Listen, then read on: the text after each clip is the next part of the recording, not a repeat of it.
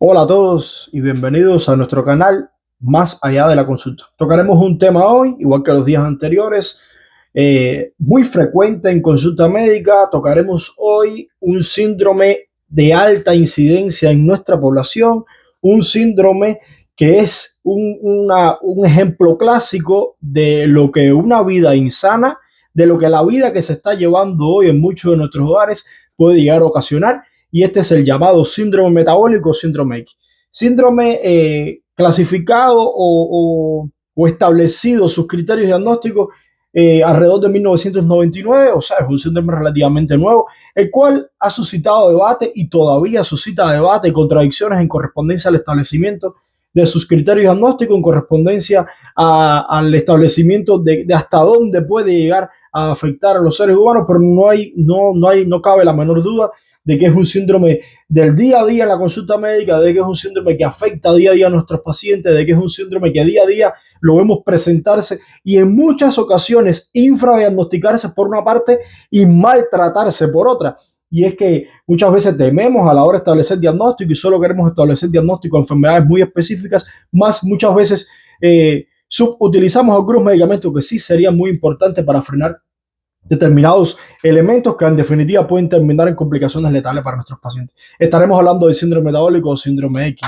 Vuelvo y repito, enfermedad nueva y enfermedad que todavía está en debate a nivel internacional, o síndrome, mejor dicho. Estaremos hablando primero de sus criterios diagnósticos. Criterios diagnósticos que, como mismo el síndrome ha sido muy debatido, también sus criterios han sido muy debatidos, qué incorporar o qué no incorporar en cuanto a los criterios. Se establece que normalmente de los criterios o de los 5 criterios clásicos, el paciente debe tener 3 o más para establecer el diagnóstico. Se pone como criterio de base específicamente la obesidad. La obesidad es uno de los elementos fundamentales en cuanto a querer ver o en cuanto a pensar en el síndrome metabólico. Cuando el paciente obeso entra por la puerta de la consulta, lo primero que pensamos es, ¿será parte o tendrá este paciente, padecerá este paciente de síndrome metabólico? Y es que no todos los obesos padecen de síndrome metabólico, pero sí un gran número de ellos.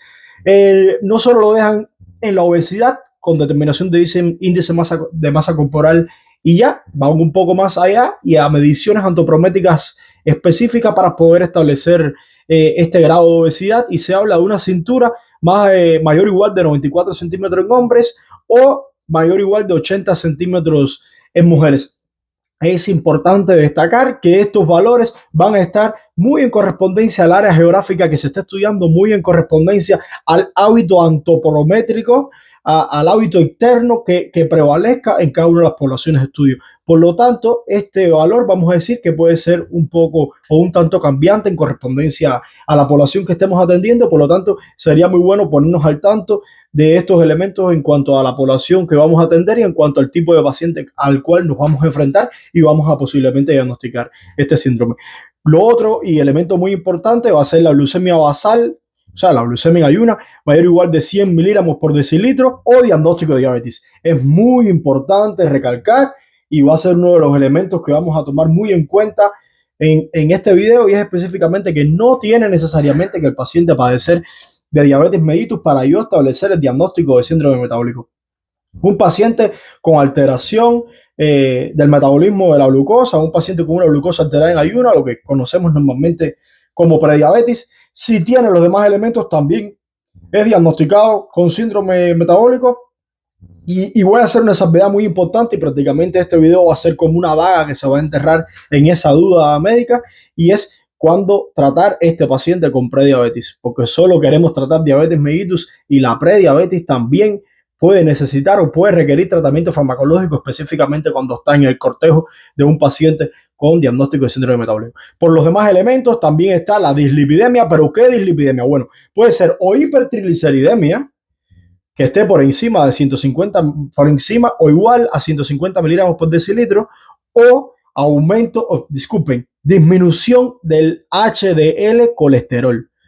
Específicamente, disminución del HDL colesterol, que conocemos normalmente como colesterol bueno, por debajo de 40 miligramos por decilitro en hombre y por debajo de 50 miligramos por decilitro en mujer. O sea que en cuanto a la dislipidemia tenemos dos elementos: o el HDL colesterol está demasiado bajo, o los triacilgliceroles están muy elevados.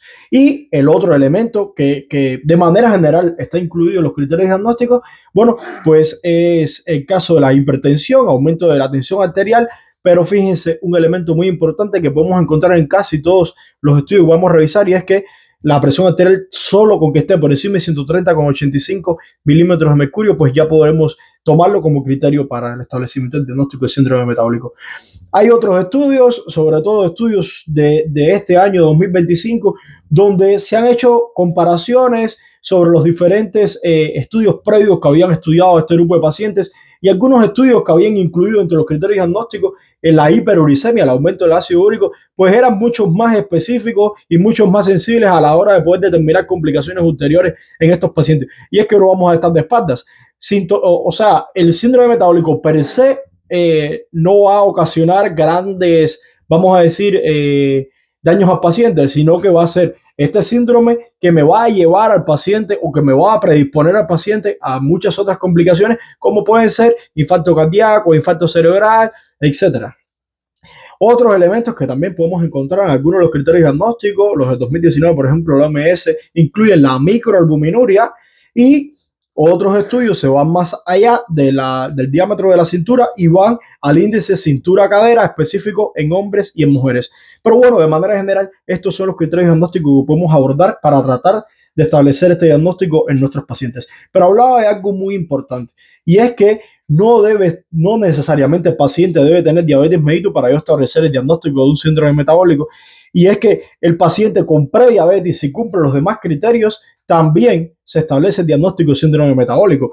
Y es que tenemos que ver una cosa. Se ha demostrado que el elemento o uno de los elementos más importantes dentro de la fisiopatología del síndrome metabólico precisamente es la resistencia insulínica. Encontramos pacientes con una resistencia insulínica brutal, con manifestaciones de resistencia insulínica, como la agantosis nigricans, una agantosis nigricans brutal, y sencillamente no pensamos en el síndrome metabólico, no pensamos en la resistencia insulínica, porque sencillamente todavía no tiene criterios de diabetes mellitus.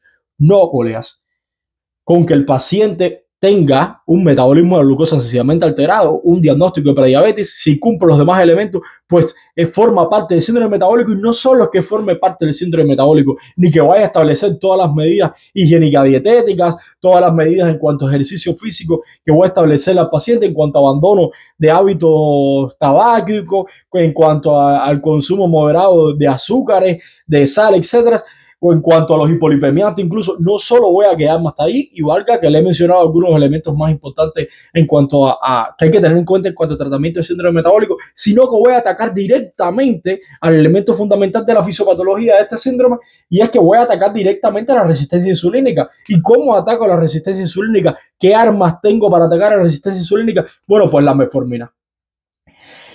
Si usted es un paciente que se le ha diagnosticado prediabetes y además de eso tiene obesidad, padece de hipertensión arterial, tiene los lípidos movidos, tiene el ácido úrico alto, tiene alguno de estos elementos, pues su médico debe pensar en imponerle a usted, si no se lo ha impuesto ya, un tratamiento basal con metformina.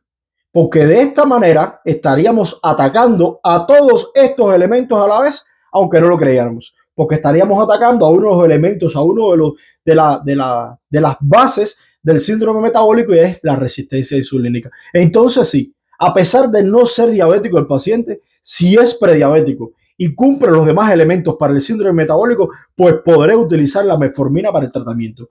Y en otro video podremos estar tocando también lo satisfactorio, lo beneficioso que puede ser el uso de los análogos del glucagón Lipeptic 1 para el tratamiento también de la obesidad y de manera general para el manejo de un paciente con síndrome metabólico. Hasta aquí nuestro video de hoy. Hasta aquí un tema súper importante. Hasta aquí un tema que es del día a día en la consulta del médico y que no debemos dejar a un lado y que hay que tratar.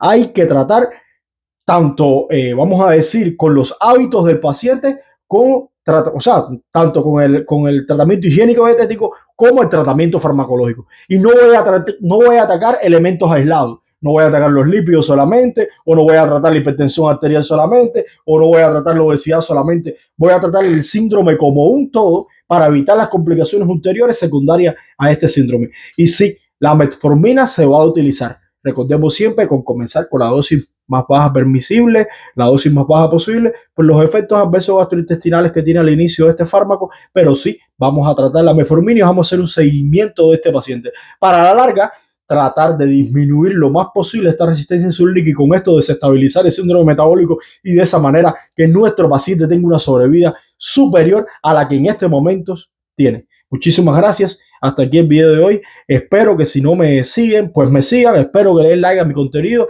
y por sobre todas las cosas, si tiene algo más que comentar, si tiene algo más que añadir o si quiere que en algún momento toquemos otro tema, pues aquí estamos dispuestos también a hacer lo que se pueda. Dios les bendiga a todos. Muchísimas gracias.